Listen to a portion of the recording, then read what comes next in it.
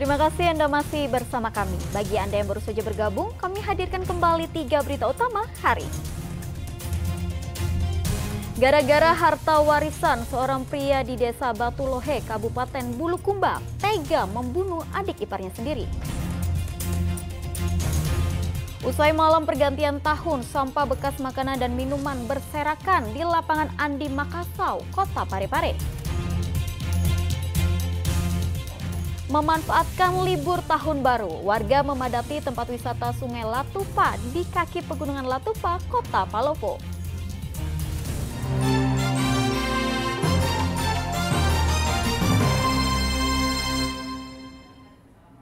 Pada akhir Desember 2023 hingga awal Januari 2024 ini, sejumlah harga bahan pangan mengalami kenaikan di pasar tradisional Sulawesi Selatan. Berikut informasi selengkapnya dari Kabupaten Pangkep dan Kota Makassar. Sejak sepekan terakhir, sejumlah komoditas bahan pangan di Pasar Sentra Pangkajene, Kabupaten Pangkep mengalami kenaikan harga. Harga telur berada di angka Rp43.000 per raknya hingga Rp60.000 per rak. Itu pun tergantung ukuran telur. Harga daging ayam mengalami kenaikan Rp3.000 per kilogramnya.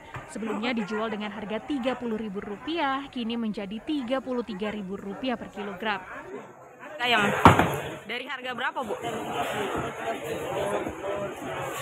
Ini kenaikannya sudah berapa lama? Oh, belum 1 minggu ya? Pedagang memperkirakan harga akan terus naik hingga bulan Februari. Sementara di Makassar, harga kebutuhan pokok juga meroket selama sebulan terakhir. Fenomena kenaikan harga ini membuat petugas dari TNI Polri melakukan sidak harga kebutuhan pokok di Pasar Sentra Sinjai Rabu pekan lalu. Dalam sidak itu ditemukan sejumlah harga kebutuhan pokok yang meningkat, seperti harga cabai yang saat ini dijual hingga Rp90.000 per kilonya. Begitupun harga bawang, harga minyak goreng kemasan hingga daging yang juga mengalami kenaikan. Bahan-bahan pokok dan juga harga di pasar sentral di Kabupaten Sinjai. Jadi kita melihat ada beberapa bahan pokok yang memang mengalami kenaikan, ya, seperti bawang merah, bawang putih, kemudian tomat itu mengalami kenaikan. Kita tanyakan para pedagang tempat mereka mengambil bahan-bahannya yang akan dijual di sini itu mengatakan bahwa karena ini akan Natal dan Tahun Baru. Nah, ini sepertinya ada oknum ya, pedagang yang memang sengaja untuk menaikkan. Petugas dari TNI Polri menyatakan ketersediaan bahan pokok masih aman meski harga naik. Andi Muhammad Sardi melaporkan dari Kabupaten Sinjai dan Pangkep. Sampah bekas makanan dan minuman berserakan di lapangan Andi Makassau, Kota Parepare. Sampah-sampah tersebut diduga ditinggal warga yang merayakan malam pergantian tahun pada Minggu malam kemarin.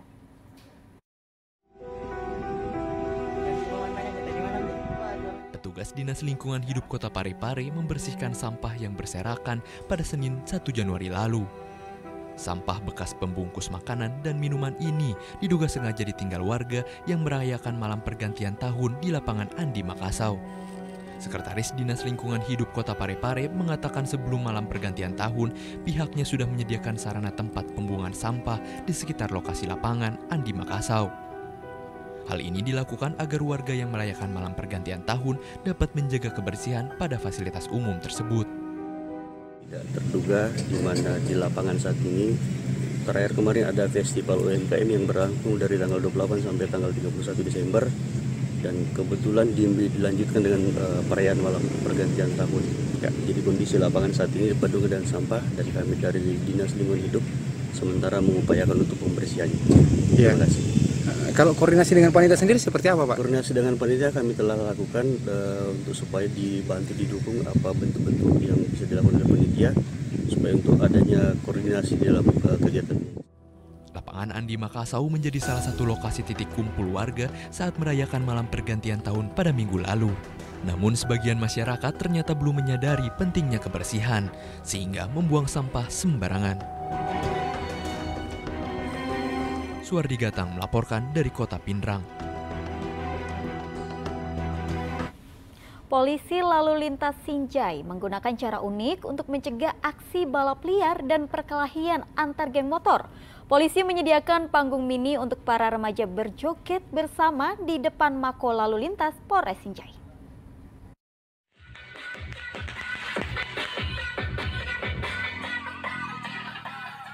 Dalam mencegah aksi balap liar dan perkelahian antar geng motor, polisi lalu lintas dari Polres Sinjai menggunakan cara unik, yaitu menyiapkan wadah berupa panggung mini kepada para remaja yang kerap kali melakukan balap liar untuk berjoget bersama.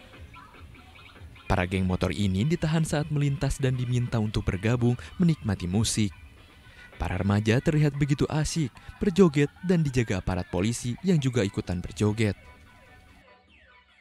Terjawali menghimpun dan mengumpulkan anak-anak muda yang prediksi kami yang sering balapan konvoi, kami rangkul bagaimana caranya supaya mereka tidak arah-arahkan dan tidak konvoi.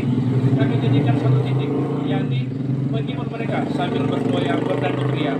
Dan alhamdulillah sepanjang kegiatan berlangsung tidak ada konvoi, tidak ada balapan liar dan tidak ada uring-uringan. Semua anak-anak muda baik yang lewat langsung mampir, yang mampir pun lama tinggal di tempat. Alhamdulillah.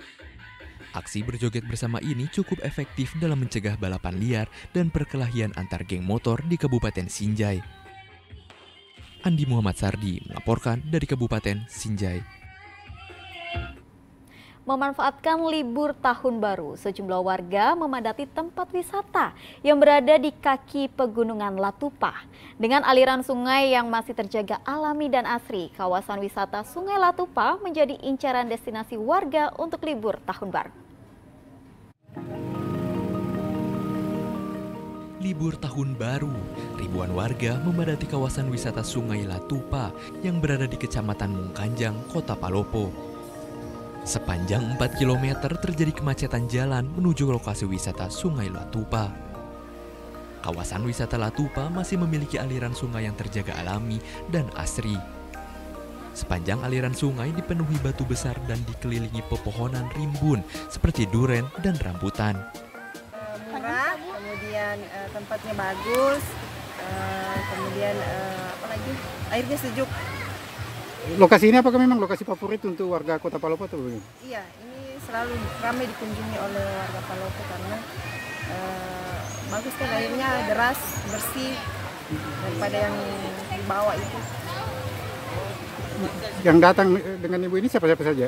Saya datang sama keluarga besar karena ini kan hari libur jadi kita rame-rame ke sini. Tak hanya keindahan alamnya, akses masuk ke tempat wisata Sungai Latupa juga murah meriah. Warga dapat menikmati hasil kebun warga berupa duren, rambutan, dan mangga. Wahyudi Baso melaporkan dari Kota Palopo.